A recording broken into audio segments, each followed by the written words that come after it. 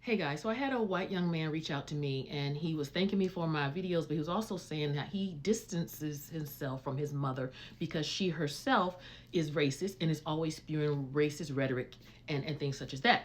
And so I commended him, and I also went on to tell him that his generation, and this is for you all, millennials and Gen Zs, the ball has to be in your court at this point. The bottom line is most of you all's parents and older, those who are racist, they're going to stay that way. Unless God does a supernatural deliverance on them, which God ain't going to force nothing on nobody, they're going to be that way. But it is up to you all. It is up to you, young white millennials and Gen Zs, to change the generational curse that's in you all. And I'm just telling you, racism is a curse. Anything that is not of God is of the devil. Hate, racism, bigotry, that's not love. That's the opposite of love. We say God is love. So the opposite of God is evil.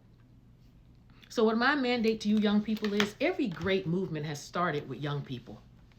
Let's look at the Freedom Riders. You know, the Freedom Riders back in 1961 ruled that segregation on buses was unconstitutional and illegal. But the states, particularly the southern states, they didn't pay attention to that ruling, and the government didn't even they didn't mandate that the states abide by the new laws. And so the Freedom Riders, which consisted of white and black young people, rode buses throughout the South together. Now, they faced a lot of opposition when they did that. I mean, the KKK came against them. They were imprisoned because of it, went to sit to jail. Many of them, their buses were torched and set on fire. Many of them were beat up, spit on, just like when there were movements, sit-ins. They would have sit-ins to protest, where there were cafes that they would not allow, or restaurants allow blacks and whites to come in and sit at certain places. Blacks wanted to be able to sit at the counter, but they wouldn't. And so white young people as well as blacks would sit at the counters.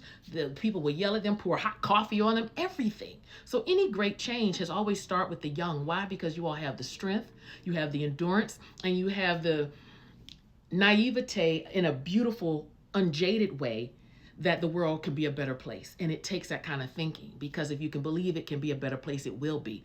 But I'm telling you all, young white people, it is up to you all to be the change. Don't expect your parents to be it. Those who are racist, they're not going to do it.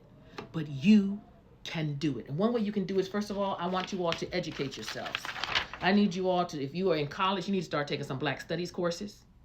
I need you all to listen to informative talks, TED Talks. Most of y'all on YouTube or TikTok anyway, listening to people dancing and carrying on. Pull up someone by the name of Tim Wise. He is incredible. He is very knowledgeable. And then Dr. Joy DeGruy. And she talks about post-traumatic slave syndrome and so many other topics. And those are just two off the top of my head.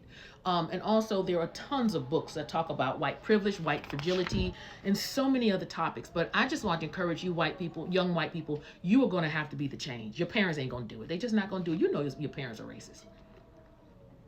And you know it bothers you. It bothers you.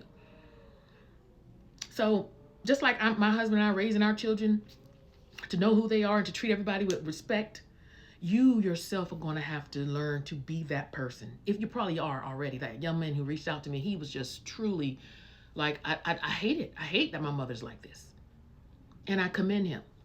So I just wanted to encourage you all young people, that young white people, the ball is in your court. Gen Zs, millennials, Gen Y, it's up to you all to be the change. Because it's your parents and your grandparents, if they're racist, they're going to die racist. All right, talk to y'all soon. Y'all be blessed. Bye.